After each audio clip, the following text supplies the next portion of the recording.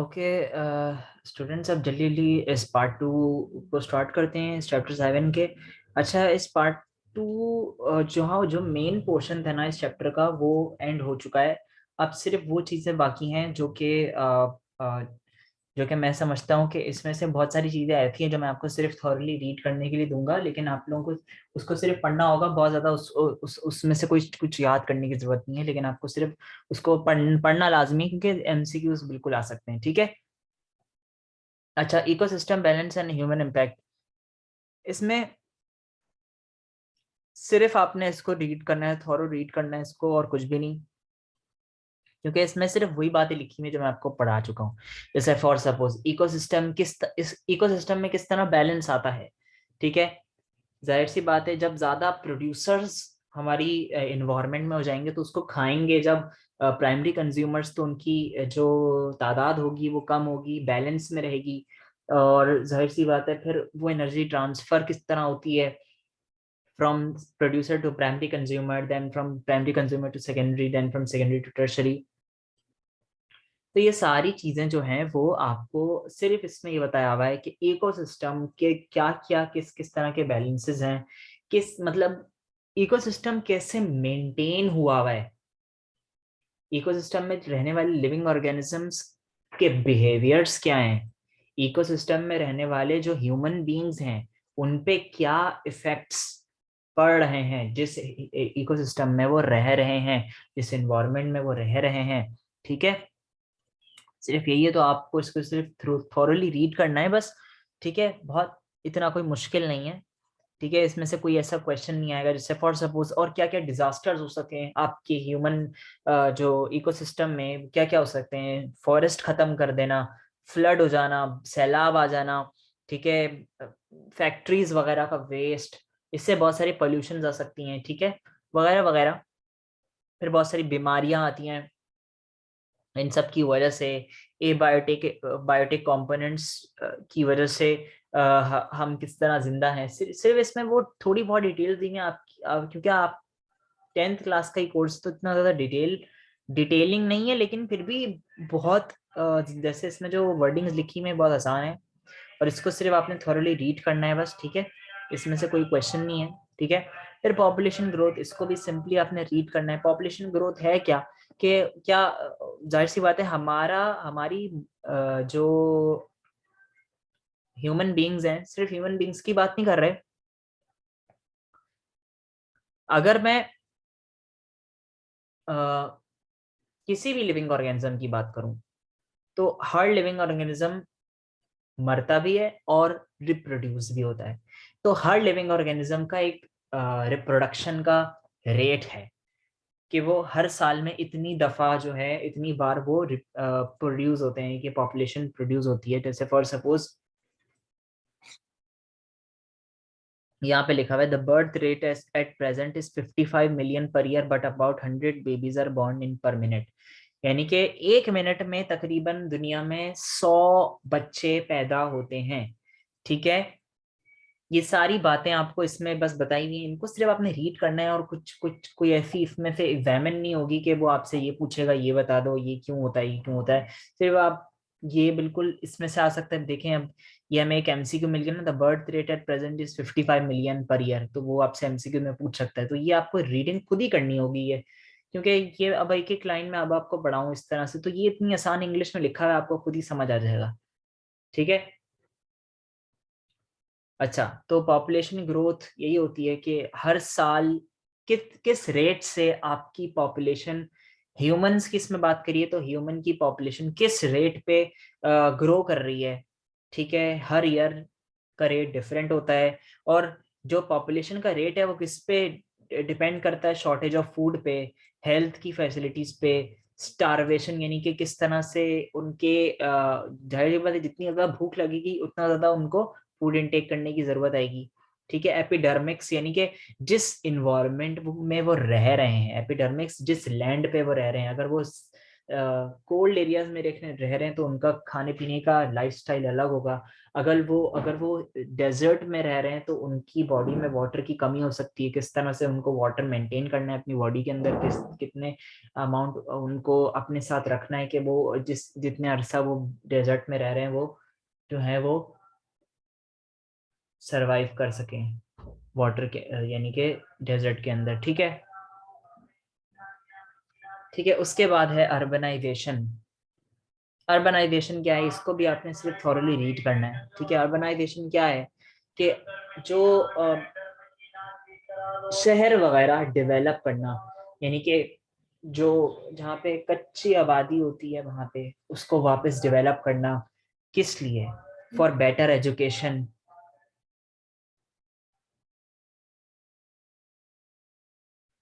कहाँ गया लिखा हुआ यहाँ पे? हाँ, रूरल एरियाज क्या होते हैं, जो गांव देहात के एरियाज होते हैं वो सारे माइग्रेट कर जाते हैं इन अर्बन एरियाज में, जो शहरी इलाके होते हैं। अर्बनाइजेशन यही होता है कि rapid increase in the population has generated another serious problem, that is urbanisation. यानी कि जितनी ज़्यादा पॉपुलेशन बढ़ रही है उस हिसाब से शहर को बढ़ाया जा रहा है। जो गांव देहात के एरियाज हैं उनको आहिस्ता आहिस्ता ख़त्म किया जा रहा है ताकि वहाँ पे शहर वहाँ पे जो है वो आबादी कायम की जा सके, वहां पे आबादी आ सके। जैसे पहले हर जगहों पे पहले जहाँ आपने देखा होगा कुछ कुछ एरियाज पे जहाँ पे सिर्फ जंगल हुआ करते थे, जैसे सादी टाउन देख लें, पहले कितने जंगल हुआ करते थे। अगर किसी ने सादी टाउन देखा है, यहाँ पर कराची में ही है सादी टाउन, अगर किसी ने देखा है तो पहले इतने जंगल वहां पे हुआ करते थे। जंगल और वगैरह इतनी आबादी नहीं थी, लेकिन अब आप देखो तो वहां पे अर्बनाइजेशन हो गई है, पॉपुलेशन बढ़ी है तो घर बने और बिल्डिंग्स बनी है, वहाँ पे दुकानें बनी हैं, स्कूल्स बने हैं, हॉस्पिटल्स बने हैं, एजुकेशनल इंस्टीट्यूशंस बने हैं। ठीक है, ये सारे अर्बनाइजेशन होता है। फिर अर्बनाइजेशन, जो अर्बन एरियाज होते हैं उनके वैसे ही प्रॉब्लम्स होते हैं, फैक्ट्रीज होंगी वहाँ पे तो जाहिर सी बात है वहाँ पे पोल्यूशन होगी। इसके अलावा अर्बनाइजेशन में ज़्यादा एडवांस टेक्नोलॉजीज होती हैं तो वहाँ पे जाहिर सी बात है। अब यहाँ पे देख लें आप, मोबाइल्स वगैरह, कंप्यूटर्स वगैरह यहाँ पे जो है वो आ गए हैं, तो इन टेक्नोलॉजीज की वजह से अच्छे असरात भी हैं हम पे, बुरे असरात भी हैं। ठीक है, तो ये सारी चीज़ें आपको अर्बनाइजेशन में आपको ये पढ़ने को मिलेंगी कि जो अर्बन एरियाज किस तरह से डिफरेंट हैं रूरल एरियाज से, यानी कि गांव वगैरह किस तरह से अलग हैं अर्बन शहरी इलाकों से। ठीक है,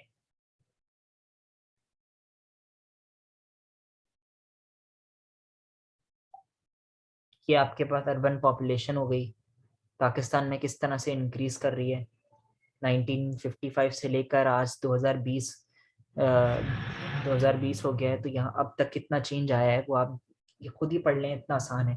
फिर है green house effect. Green house effect को सबसे पहले आप मार्क कर लें, ग्रीन हाउस इफेक्ट बिल्कुल आएगा। ग्रीन हाउस इफेक्ट यहाँ से लेकर यहाँ तक पूरा आपके पास ये आएगा green house effect. Green house effect है क्या? ग्रीन हाउस इफेक्ट में आपके पास ग्रीन हाउस इफेक्ट को ग्लोबल वार्मिंग भी कहते हैं, यानी कि दुनिया का टेम्परेचर बढ़ता जा रहा है हर साल। यानी कि जो आपकी एटमॉस्फेयर में कार्बन डाइऑक्साइड है ना, जो सन से हार्मफुल रेज हमारी अर्थ तक पहुंचती हैं, हमारी कार्बन डाइऑक्साइड में जो हमारी एयर में मौजूद है उसमें वो जाके एब्जॉर्ब हो जाती हैं, वो सन की रेज कार्बन डाइऑक्साइड में एब्जॉर्ब हो जाती हैं, जज्ब हो जाती हैं। और कार्बन डाइऑक्साइड की वजह से और रेस की वजह से हमारी अर्थ का टेम्परेचर बढ़ता जा रहा है, आहिस्ता आहिस्ता बढ़ता जा रहा है।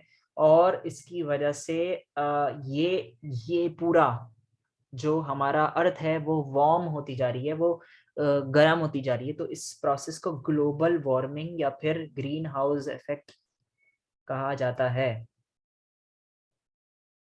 ठीक है, और इस वजह से ग्लोबल वार्मिंग की वजह से क्या हो रहा है, जो पहाड़ी इलाकों में बर्फ होती है पिघल रही है ग्लोबल वार्मिंग की वजह से, जिसकी वजह से सैलाब आने का खतरा हो सकता है। ठीक है, इस ग्लोबल वार्मिंग की वजह से, क्योंकि दुनिया का टेम्परेचर बढ़ रहा है ना, टेम्परेचर बढ़ रहा है मतलब जो ग्लेशियर वगैरह हैं, जो बर्फानी इलाके हैं वो पिघलते जा रहे हैं आहिस्ता आहिस्ता आहिस्ता, स्लो रेट पे, लेकिन Aahista Aahista slow slow slow वो पिघलते जा रहे हैं, जिसकी वजह से सैलाब आने का खतरा है। तो ग्लोबल वार्मिंग इस कंडीशन को कहते हैं कि heat remains with in the earth atmosphere, यानी कि जो सन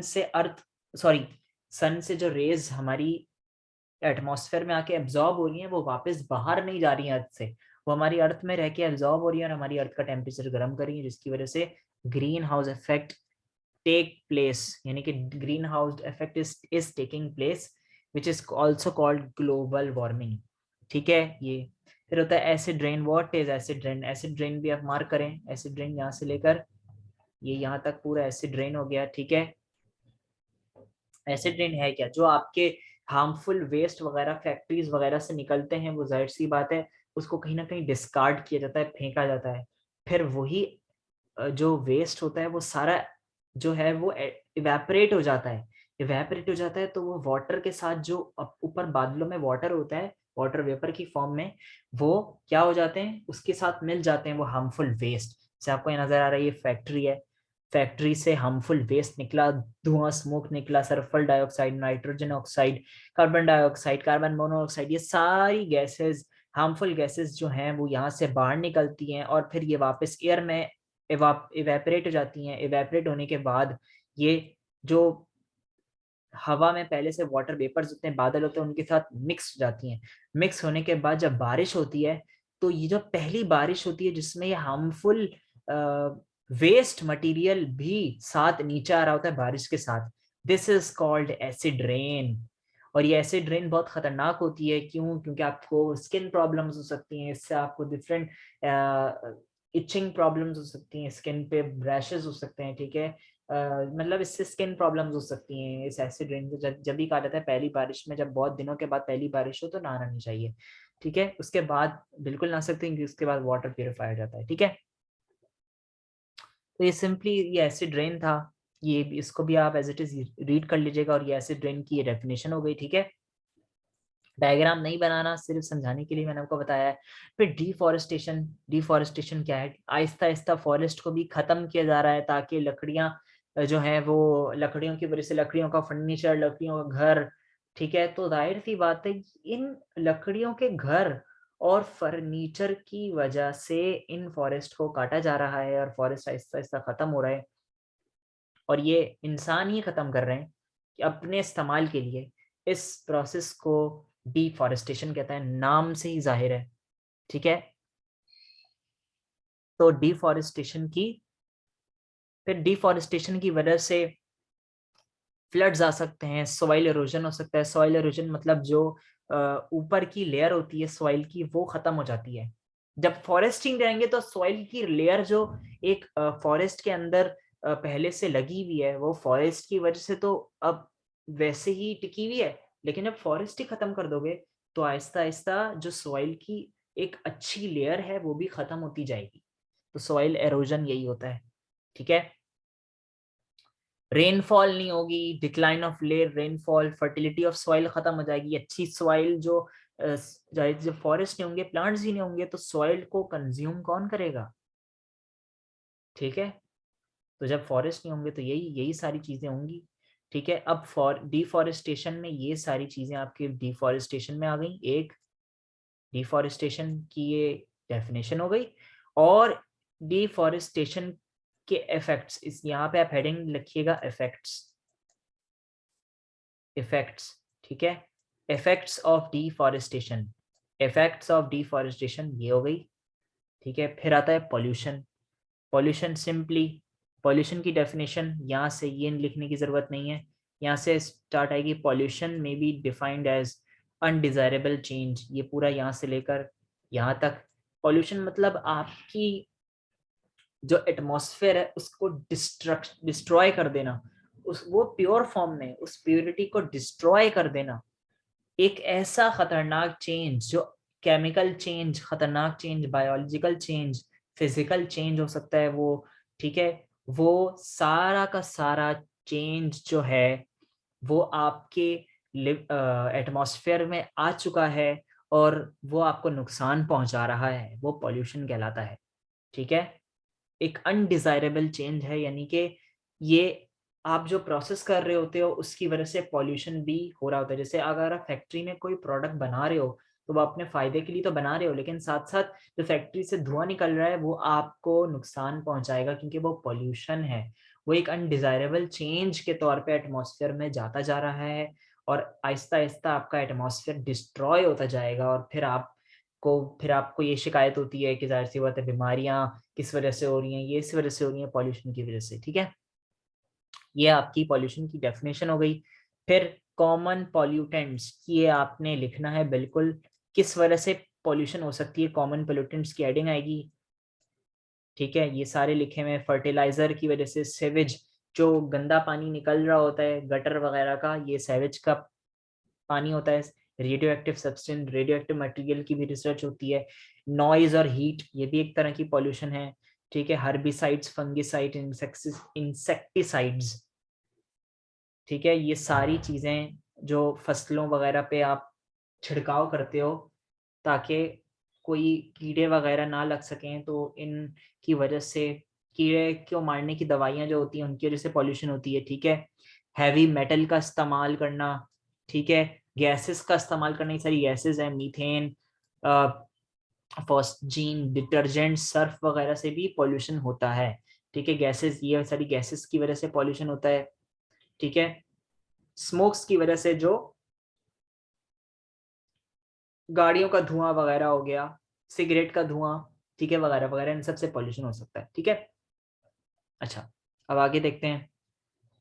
फिर एक होती है मटेरियल पॉल्यूशन, एक होती है non material pollution, where some material और substance become excessive in environment like air, water or soil pollution, where material does not increase but environment disturbs or become unbearable to live, noise, heat और radiation। अगर for suppose air, water, soil अगर बहुत ज्यादा excessive amount में बढ़ जाए, यानी कि जाहिर सी बात है ना, हर चीज की एक लिमिट है, उस लिमिट को जब भी कोई चीज क्रॉस करेगी तो वो भी एक किस्म की पॉल्यूशन ही है। वाटर अगर सैलाब की सूरत में आ जाए तो ये एक किस्म की पॉल्यूशन है, वाटर ज्यादा हो गया, है ना। सॉइल का ज्यादा होना भी अच्छा नहीं है, एयर का भी बहुत ज्यादा होना अच्छा नहीं है। भाई एक मॉडरेट, एक लिमिटिंग लिमिटिंग क्वांटिटी के साथ अल्लाह ताला ने पूरी एक दुनिया बनाई है, और इंसान ही उस चीज को खराब कर रहा है, तो जाहिर सी बात है पॉल्यूशन तो क्रिएट होगी ना। फिर कुछ चीजें ऐसी होती है जो नॉन मटेरियल होती हैं, ये तो मटेरियल हो गई ना, एयर, वाटर, सॉइल, ये सारे मटेरियल है, तो ये मटेरियल पॉल्यूशन हो गई। ठीक है, अच्छा, फिर आप हेडिंग डालेंगे क्लासिफिकेशन ऑफ पोल्यूशन।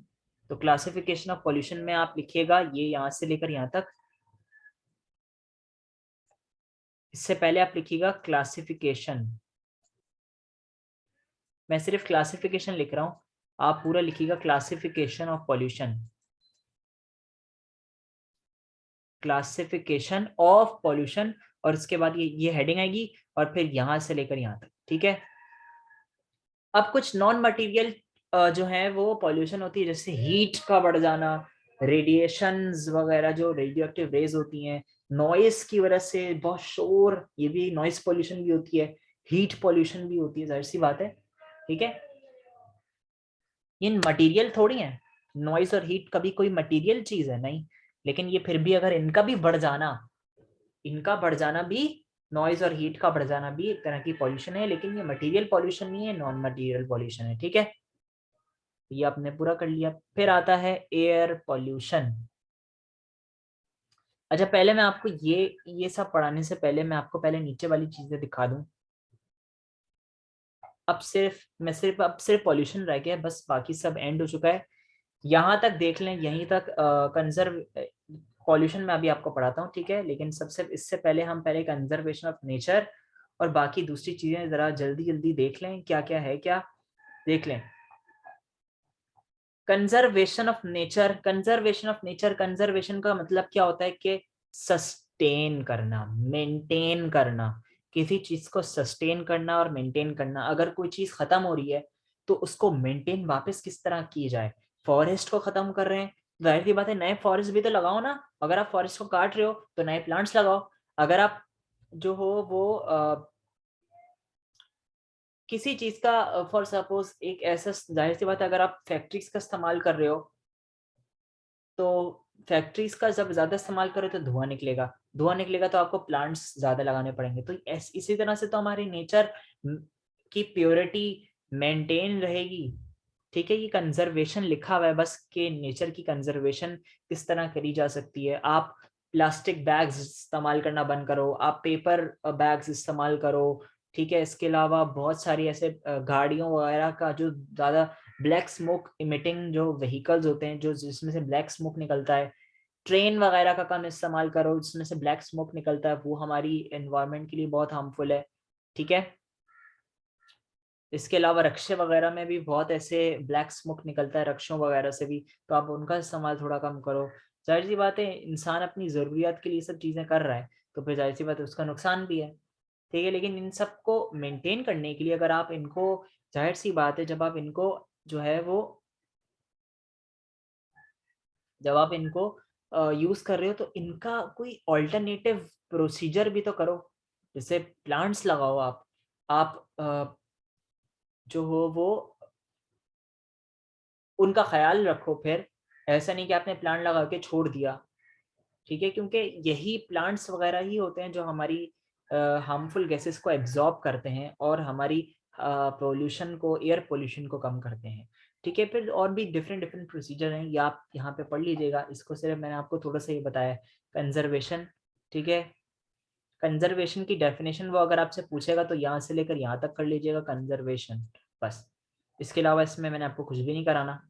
ठीक है, फिर ये सिर्फ कुछ प्लान्स हैं पाकिस्तान के कि किस तरह से वो जो है वो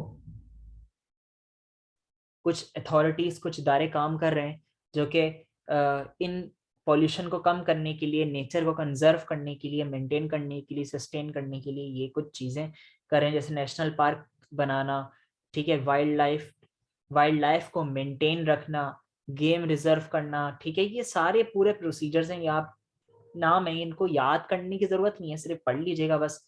ये सारे नाम हैं। फिर इस तरह से इंस्टीट्यूशन जो पाकिस्तान में काम कर रहे हैं for the purpose of saving the nature या कंजर्वेशन ऑफ नेचर, ये सारे इंस्टीट्यूट हैं, इनको याद नहीं करना, इनको भी आपने सिर्फ पढ़ना है।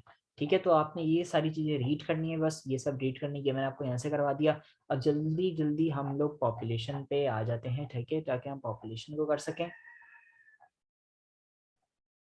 अच्छा, now what is air pollution? बहुत बेसिक चीज है वैसे तो, मैं ये चाह रहा था कि आप इसको खुद पढ़ें, लेकिन मैं आपको फिर भी बता देता हूँ एयर पॉल्यूशन क्या है। एयर पॉल्यूशन में आप क्या करते हो, जाहिर सी बात है, या तो ऑक्सीजन आपकी एयर के लिए, आपकी जो एयर है उसमें ऑक्सीजन की एक अमाउंट है, लेकिन अगर उसमें जो हार्मफुल गैसेस हैं, एयर में हार्मफुल गैसेस भी तो होती है ना, लेकिन अगर हार्मफुल गैसेस की जो अमाउंट है वो ऑक्सीजन से बढ़ जाए, तो इसका मतलब क्या है कि एयर पॉल्यूशन एग्जिस्ट करती है, एयर पॉल्यूशन आ चुकी है, एयर में एक पॉल्यूशन आ चुकी है। क्यों? क्योंकि ऑक्सीजन की अमाउंट कम हो गई है और बाकी हार्मफुल गैसेस की अमाउंट ज़्यादा हो गई है, लेकिन हमें तो सिर्फ जिंदा रहने के लिए ऑक्सीजन की ज़रूरत होती है। ठीक है, लेकिन अब इनको हम कैसे कम कर सकते हैं? इसका रीज़न मैंने आपको अब ये बताया, प्लांट्स लगा के। ठीक है, ऐसे प्लांट्स लगा के जो बाद में हमें भी फायदा पहुंचाएं। जाहिर सी बात है, आप अगर कोई ऐसा प्लांट लगाओगे, जैसे डेजर्ट प्लांट्स अगर यहाँ पे लगाओगे थोड़ी उगेंगे। जो यहाँ के प्लांट्स हैं जो यहाँ के हैबिटेट में रह सकें, आप उनको ही जो हो वो यानी कि यहाँ पे ग्रो करवा सकते हो, लगा सकते हो, ताकि वो हमें फायदा पहुंचा सकें और इन हार्मफुल गैसेस को एब्जॉर्ब करें। वो एब्जॉर्ब करने के बाद वो उनको नाइट्रेट्स में कन्वर्ट करते हैं, वो उनके साथ कार्बन डाइऑक्साइड हार्मफुल है तो वो उसको एब्जॉर्ब करके फोटोसिंथेसिस के जरिए अपना फूड प्रिपेयर करते हैं और फिर ऑक्सीजन देते हैं। इसी तरह ऑक्सीजन की क्वांटिटी में मेंटेन रहती है, बैलेंस में रहता है, हर चीज को एक बैलेंस में रहना चाहिए। ठीक है, तो एयर पॉल्यूशन सिंपली ये है, क्या क्या कॉजेज हैं यहाँ पे लिखी हुई हैं, देख लीजिए। स्मोक की प्रोडक्शन, कार्बन मोनोऑक्साइड की प्रोडक्शन, सल्फर ऑक्साइड की प्रोडक्शन, नाइट्रिक ऑक्साइड की प्रोडक्शन, ग्रीन हाउस इफेक्ट, अभी मैंने आपको बताया है। ठीक है, एसिड रेन हो गया। ठीक है, इन सारी ऑटोमोबाइल क्या होता है, जो गाड़ियां वगैरह होती हैं इनके धुएं निकल रहे होते हैं, इससे एयर पॉल्यूशन हो सकती है। फिर इस एयर पॉल्यूशन की वजह से हमारी अर्थ के इर्द गिर्द, ये हमारी अर्थ है, और इर्द गिर्द इस अर्थ के ना एक लेयर ऑफ गैस है जिसको ओजोन लेयर कहते हैं, और ये ओजोन लेयर को, ये गैसेस जो हमारी अर्थ पे एयर पॉल्यूशन का बाइस बन रही हैं, ये इस ओजोन लेयर को डिस्ट्रॉय कर रही हैं। इस ओजोन लेयर का काम क्या होता है, जो सन है ना, सन, सन SUN, सन, इसमें जो हार्मफुल रेज है ना, ये ओजोन लेयर इस सन की रेस को प्योरीफाई करती हैं और फिर हमारी अर्थ के ग्राउंड पे भेजती हैं। ठीक है, और जब ये ओजोन लेयर ही डिस्ट्रॉय हो रही है इन गैसेस की वजह से, तो जाहिर सी बात है फिर ग्लोबल वार्मिंग और ग्रीन हाउस इफेक्ट तो होगा ना, है ना। तो इस वजह से हमें यही ख्याल रखना चाहिए कि हमें एयर पॉल्यूशन की के जो वजूहात हैं उनको हमने मिनिमाइज करना चाहिए, और हमें अपनी इस ओजोन लेयर का ख्याल करना चाहिए, ताकि अब ओजोन लेयर का कैसे ख्याल रखेंगे हम, ज़्यादा प्लांट्स लगा के, और हम फिर उन प्लांट्स का ख्याल रखें ताकि वो बढ़ सकें, उनकी ग्रोथ हो सके, और फिर वो फोटोसिंथेसिस का प्रोसेस कर सकें, नाइट्रोजन फिक्सेशन कर सकें, ठीक है, हार्मफुल कंपाउंड्स को, हार्मफुल गैसेस को एब्जॉर्ब कर सकें, ताकि फिर हमारा एटमॉस्फेयर प्योरीफाई हो सके। ठीक है, कंट्रोल्स ऑफ एयर पॉल्यूशन, हाँ, यूज ऑफ प्रॉपर फिल्टर्स, ऐसे ऐसे फिल्टर्स लगाओ आप अपनी फैक्ट्रीज में, ऐसे फिल्टर्स लगाओ, ठीक है, ऐसे डिवाइसेस यूज करो कि जिससे हार्मफुल गैसेस ही फिल्टर जो है वो बाहर नहीं हो सके, यानी कि हमारी एयर में नहीं जा सके, उसको वहीं डिस्ट्रॉय कर दिया जाए। सोलर कुकर्स, ये भी एक तरह की जो है वो क्या कहते हैं उसको, डिवाइसेस हैं कि बिजली ज्यादा यूज ना करें, ये सोलर कुकर्स यूज कर लें कि सन की एनर्जी की मदद से अपनी मशीन्स को चलाएं। ठीक है, इन्वायरमेंटल फ्रेंडली फ्यूल्स, यानी कि ऐसे फ्यूल यूज करें जिसमें सल्फर या CNG गैस, जो सल्फर वगैरह ना हो, जैसे CNG गैसेस का यूज कर सकते हो आप। CNG गैसेस का यूज करने, CNG होता है कि नेचुरल गैस है CNG, तो आप नेचुरल गैस को आप यूज करो, और नेचुरल गैस को यूज करके अपनी मशीन्स वगैरह चलाओ। एफॉरेस्टेशन का मतलब क्या है, डिफॉरेस्टेशन है एक तो, कि फॉरेस्ट को खत्म करना, एफॉरेस्टेशन उसका ऑपोजिट है, फॉरेस्ट लगाना। ठीक है, तो ये बहुत इंपॉर्टेंट है एफॉरेस्टेशन। ठीक है, ये देखें, ये बहुत इंपॉर्टेंट है, ये एयर पॉल्यूशन के बारे में। एयर पॉल्यूशन यहाँ से लेकर यहाँ तक एयर पॉल्यूशन हो गया, मैं आपको यहाँ से लेकर यहाँ तक मार्क करवा रहा हूँ।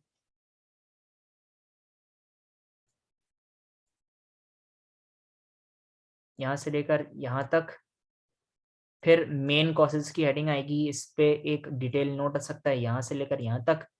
फिर उसके बाद डिप्लीशन, ये वाला पूरा आ जाएगा, डिप्लीशन ऑफ ओजोन लेयर, इसकी वजह से ये इफेक्ट्स हैं, यहाँ पे आप हेडिंग स्लैश इफेक्ट्स करके भी डाल सकते हैं, इफेक्ट्स, और फिर स्लैश करके आप depletion of ozone layer, effects और स्लैश, स्लैश का इस तरह से आपने रखा, और फिर डिप्लीशन ऑफ ओजोन, फिर कंट्रोल, ये आप कंट्रोल इस तरह से कर सकते हो, ये शॉर्ट में आ सकता है, बहुत बहुत बहुत इंपॉर्टेंट है ये शॉर्ट के लिए, इसको नोट कर लें, ये शॉर्ट के लिए बहुत इंपॉर्टेंट है, control of air pollution.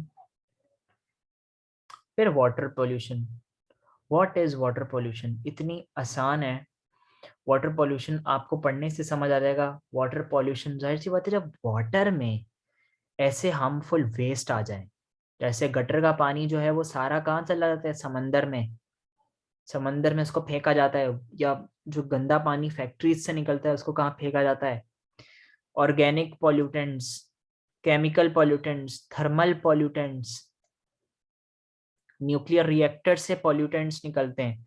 Pollutants मतलब वो खतरनाक केमिकल कंपाउंड जो हमारी वाटर को या एयर को या सॉइल को पॉल्यूट कर सकें, नुकसान पहुंचा सकें। ठीक है, थर्मल पॉल्यूटेंट मतलब न्यूक्लियर रिएक्टर्स जो फैक्ट्रीज के अंदर होते हैं, उससे जो पॉल्यूशन अगर वाटर को हो रही है तो वो थर्मल पॉल्यूटेंट्स होते हैं। Chemical pollutants, pesticides, insecticides, fungicides, detergents वगैरह, ऑयल वगैरह। अगर फॉर सपोज एग्जांपल मान लें कि एक पानी का शिप, ओ सॉरी, जो शिप्स वगैरह होते हैं, अगर वो ऑयल टैंकर्स अगर उनमें ऑयल स्टोर करके लाया जा रहा हो और खुदा ना खास्ता वो वहीं पे डिस्ट्रॉय हो जाए, तो ऑयल सारा का सारा समंदर में फैल सकता है, और ऑयल तो पता है आपको पानी में कभी भी एब्जॉर्ब नहीं हो सकता। तो वहां पे जो एक पॉल्यूशन हो गई ना, वाटर के अंदर एक पॉल्यूशन हो गई, तो इसका मतलब क्या है कि ये जो पॉल्यूशन होती है, जो वाटर पॉल्यूशन है, ये ड्यू टू ऑयल है, ऑयल हुआ है। और वहां पे जितने भी लिविंग ऑर्गेनिजम्स होंगे, फिशेस, प्लांट्स वगैरह, सब डिस्ट्रॉय हो जाएंगे इस पॉल्यूशन की वजह से, जिंदा नहीं रह पाएंगे। जब जिंदा नहीं रह पाएंगे तो एक अच्छा खासा पोर्शन जो है वो डिस्ट्रॉय हो गया, मतलब वो हम पे भी इफेक्ट करेगा फिर। ठीक है। फिर उसके बाद ऑर्गेनिक पॉल्यूटेंट्स, यानी कि जो गटर का पानी वगैरह ये सब, ठीक है, शुगर मिल्स, फैक्ट्रीज वगैरह से जो वेस्ट निकल रहा होता है वो सब। सिल्टेशन भी एक तरह का ये अब इस प्रोसेस को तो मैं नहीं समझा रहा, बस थोड़ा बहुत आपको बता देता हूँ कि सिल्टेशन एक नेचुरल प्रोसेस है जिसमें से ये होता है कि जो वाटर के अंदर जो, जहाँ अगर फॉर एग्जाम्पल वाटर एक मिट्टी वाली एरिया पे जो है फ्लो कर रहा है, तो जब मिट्टी नीचे बैठ जाती है ना, तो वाटर को रास्ता मिल जाता है। ठीक है, मैं आपको थोड़ा दिखा देता हूँ।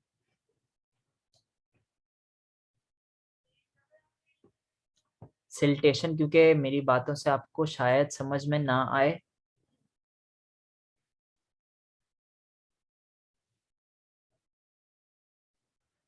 थोड़ा बहुत मैं आपको दिखा देता हूँ।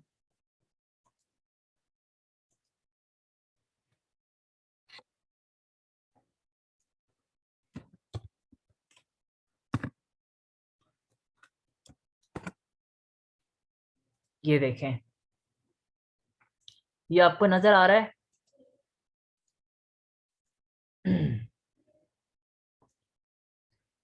ये होता ये है कि ये जो आपको नजर आ रहा है, ये पानी है, ये सारा पानी है, और ये सारी सैंड है। लेकिन ये वो, आप एक तो नॉर्मल सैंड होती है ना, लेकिन ये जो चिकनी सी मिट्टी होती है ना, जिसको क्ले कहते हैं, ये उस तरह का इसने शेप जो है वो एक्वायर कर लिया है। इस तरह से आप देखो, वाटर को रास्ता मिल चुका है जाने का, फ्लो करने का। और ये एक तरह से पॉल्यूशन हो सकती है, कैसे? क्योंकि वाटर को जब रास्ता मिलेगा ना, तो वाटर सैलाब की सूरत में भी किसी भी एरिया में, अगर फॉर सपोज यहाँ पे कहीं आसपास जो है वो कोई गांव गांव देहात वगैरह है, फॉर सपोज गांव वगैरह यहाँ पे कोई बना हुआ है, और इस तरह से अगर ये प्रोसेस नेचुरली खुद हो गया, खुद कैसे होता है, इसका भी रीजन है टेम्परेचर की वजह से। इस तरह का टेम्परेचर हुआ, मिट्टी जो है वो नीचे बैठ गई, ठीक है, एयर कम है, ठीक है, ह्यूमिडिटी कम है, ठीक है, वगैरह वगैरह। इसके डिफरेंट रीजन होते हैं, आपको ये याद करने की जरूरत नहीं है, बस आपको ये ध्यान में रखना है कि सिल्टेशन एक प्रोसेस है, मतलब एक ऐसा जो है वो वाटर पोल्यूशन ही है सिल्टेशन। ठीक है। तो ये होता ये है कि जब इस तरह से, अब देखें मिट्टी नीचे बैठ गई, अब यहाँ पे क्रिस्टल क्लियर आपको वाटर नजर आ रहा है। वाटर के अंदर कोई खराबी नहीं है, लेकिन वाटर जिस फ्लो के साथ, अब मिट्टी क्या करती है, वाटर के फ्लो को रोकती है। लेकिन जब मिट्टी ही नीचे बैठ जाएगी, तो कोई रोकने वाली चीज वाटर को नहीं होगी, और ये वाटर किसी भी अपनी स्पीड के जरिए इस फ्लो करता हुआ किसी भी गांव वगैरह के अंदर घुस सकता है, सैलाब की सूरत में आ सकता है। ठीक है। तो ये सारा सैलाब वगैरह की सूरत में ये वाटर आ सकता है। तो ये एक तरह का मैं ये कहूंगा कि एक तरह का क्या है, ये एक भी एक तरह का वाटर पोल्यूशन है। ठीक है। Deposition of soil and sand in the bottom of water which raises water level and decreases water holding capacity, sorry, and causing floods, जिससे सैलाब वगैरह आ सकता है। ठीक है।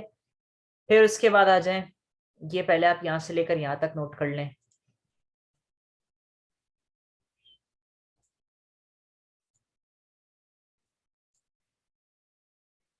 ये पूरा हो जाएगा वाटर पोल्यूशन। ठीक है। फिर इसके बाद यूट्रॉफिकेशन और एल्गल ब्लूम्स। देखो, एल्गल ब्लूम या यूट्रॉफिकेशन क्या होता है? जो एल्गी होता है ना, एल्गी मैंने आपको पढ़ाया हुआ है, फंजाई और एल्गी में मैंने आपको पढ़ाया था। ठीक है। एल्गाए या एलजी कुछ भी बोल सकते हो आप। ठीक है, मैं एल्गाए या एलजी दोनों बोल देता हूँ। ठीक है, आप भी कुछ भी बोल सकते हो। ठीक है। अगर इस एल्गाए की ग्रोथ बहुत ज्यादा हो जाए वाटर के अंदर। क्यों? क्योंकि उस वाटर के अंदर फास्फोरस और नाइट्रोजन कंपाउंड ज्यादा हैं। तो इस प्रोसेस को कहा जाता है यूट्रोफिकेशन और एल्गल ब्लूम। इसकी वजह से वाटर आपको यहाँ पे दिख रहा है ग्रीन कलर का हो जाता है, क्योंकि एल्गाई भी ग्रीन होता है ना, तो वाटर ग्रीन कलर का हो जाता है। इसकी वजह से जो लिविंग ऑर्गेनिज्म वहां पे रह रहा होता है वो मर जाता है, वो सरवाइव नहीं कर पाता। ठीक है, तो यूट्रोफिकेशन और अल्गल अल्गल अल्गल ब्लूम की ये डेफिनेशन हो गई यहाँ से लेकर यहाँ तक। ठीक है, फिर आता है कंट्रोल ओवर वाटर पोल्यूशन। ये देख लें आप, ये सारे कंट्रोल्स हैं, ये भी आपने बिल्कुल लिखने। कंट्रोल्स के बारे में एक सॉलिड क्वेश्चन इस साल बिल्कुल आ सकता है। आइदर वो कंट्रोल ओवर वाटर पोल्यूशन पूछ लेगा, आइदर वो कंट्रोल ओवर एयर पोल्यूशन पूछ लेगा। आपको पब्लिक अवेयरनेस देनी चाहिए कि ऐसे खतरनाक सोशल मीडिया के थ्रू, अब तो सोशल मीडिया का दौर आ गया, तो आप सोशल मीडिया के थ्रू आप ये पब्लिक को बता सकते हो कि ऐसी चीजें ना इस्तेमाल करें, फैक्ट्रीज में ऐसी चीजें ना इस्तेमाल करें जिससे वाटर पोल्यूट हो सके। फिर इसके अलावा ऐसी खतरनाक लॉज एंड, खतरनाक तो नहीं सॉरी, लेकिन स्ट्रिक्ट लॉज एंड रेगुलेशन होना चाहिए कि आपने जो सेवेज सिस्टम होता है उसको रिसाइकिल करो आप। ठीक है, या उसको बाहर नहीं फेंको, यानी कि समंदर वगैरह में नहीं फेंको, उसको रिसाइकिल कर लो। और रिसाइकिल के बहुत सारे प्रोसेस हैं, लेकिन अमूमन पाकिस्तान में इतने रिसोर्सेज नहीं है, तो इस वजह से उसको समंदर में ही फेंका जाता है। जैसे यहाँ पे आपको नजर आ रहा है ये सारे फैक्ट्री से निकल रहा है ये पानी, और ये समंदर में फ्रेश वाटर के अंदर जा रहा है, तो ऑब्वियसली वाटर तो पॉल्यूट होगा। सैवेज वाटर यही यही तो जाता है, गटर का पानी, या फिर फैक्ट्रीज वगैरह से जो पानी निकलता है। ठीक है, इसके अलावा कोई इंडस्ट्रियल और एग्रीकल्चरल वेस्ट वगैरह को कभी भी यहाँ पानी में ना फेंको तो ज़्यादा अच्छा है। इस वजह यही है क्योंकि वाटर पोल्यूट हो सकता है। ये सारे कंट्रोल हैं, पब्लिक अवेयरनेस दो, कोई ऐसे स्ट्रिक्ट रेगुलेशंस हो, लॉज एंड रेगुलेशन हो, कानून हो, इतना थोड़ा सख्त कानून हो इस पे, ताकि कोई ये ना कर सके। तो जाहिर सी बात है, ज़रूरी है ना, जिंदा रहने के लिए भी ज़रूरी है। और फिर इंडस्ट्रियल वेस्ट को वाटर में नहीं फेंका जाए जब तक उसका कंप्लीट ट्रीटमेंट ना हो सके। ठीक है, फिर उसके बाद आखिरी है soil pollution. Soil pollution simply इतना आसान है, ठीक है, नाम से जाहिर हो रहा है। अगर सॉइल की पॉल्यूशन किस वजह से हो सकते हैं, आप खुद जहन जाहिर सी बात है, अगर आप थोड़ी बहुत सोचें तो किस वजह से हो सकता है? डिफॉरेस्टेशन की वजह से हो सकता है, की वजह से हो सकता है। ठीक है, इसके अलावा जो सीमेंट वगैरह आप बनाते हो, रोड्स वगैरह बनाते हो, डैम्स वगैरह बनाते हो, ठीक है, इन सब में आप सॉइल को हटाते हो। ठीक है, इसके अलावा सॉलिड वेस्ट, अगर फॉर सपोज ऐसा भी हो सकता है कि जो सॉलिड वेस्ट फैक्ट्री से निकल कर आता है वो कहीं पे बाहर फेंक दिया जाता है, उसको कहीं रिसाइकिल नहीं किया जाता, उसको बाहर फेंक दिया जाता है लैंड के ऊपर, सॉइल के ऊपर, या सॉइल के अंदर दबा दिया जाता है। उससे सॉइल की पॉल्यूशन हो सकती है। फॉरेस्ट खत्म कर दो, सॉइल की पॉल्यूशन हो सकती है। पेस्टिसाइड्स, इंसेक्टिसाइड्स, कीड़े मारने वगैरह जो दवाइयाँ यूज करते हैं, ठीक है, वो बहुत ज्यादा क्वांटिटी में फसलों वगैरह के लिए यूज होती है, ताकि जो कीड़े वगैरह हैं वो फसलें खराब ना करें, तो उनकी वजह से भी सॉइल पोल्यूशन हो सकती है। तो आप क्या कर रहे हो, सॉइल में कुछ मिनरल्स मौजूद हैं, लेकिन आप अपनी तरफ से इन खतरनाक वेस्ट को सॉइल में ऐड कर रहे हो और सॉइल को पॉल्यूट कर रहे हो। तो ये सारी सॉइल पोल्यूशन में ये सारी चीजें आती हैं, इसको भी आप रीड कर लीजिएगा। बहरहाल मैं आपको थोड़ा बहुत इसमें से आपको यहाँ बता देता हूँ। ठीक है, ये सॉइल पोल्यूशन की यहाँ से लेकर यहाँ तक डेफिनेशन आपने करनी है।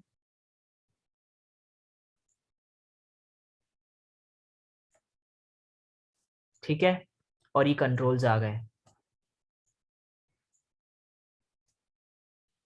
वही मैंने आपको बताया है, सॉलिड वेस्ट को रिसाइकिल करो, फेंको नहीं, प्रॉपरली ट्रीट किए हुए फेंको नहीं।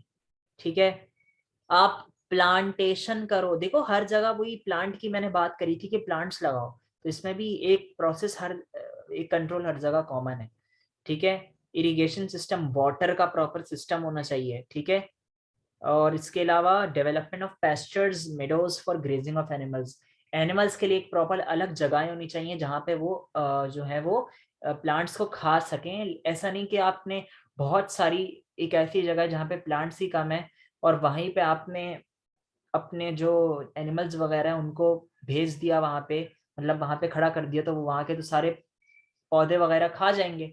तो वहाँ पे बिल्कुल जाहिर सी बात है, जब पौधे ही नहीं बचेंगे वहाँ पे तो फिर सॉइल पोल्यूशन वहाँ पे भी हो सकती है जब प्लांट्स ही नहीं होंगे। प्लांट्स जब सॉइल में होते हैं तो प्लांट्स एक्चुअली उन पॉल्यूटेंट्स को एब्जॉर्ब करके और उनको यूजफुल कंपाउंड्स में अपने लिए स्टोर करते हैं। लेकिन अगर प्लांट्स ही नहीं होंगे तो जाहिर सी बात है वाटर के लिए भी, एयर के लिए भी, सॉइल के लिए भी ये पॉल्यूशन का बाइस बनता है।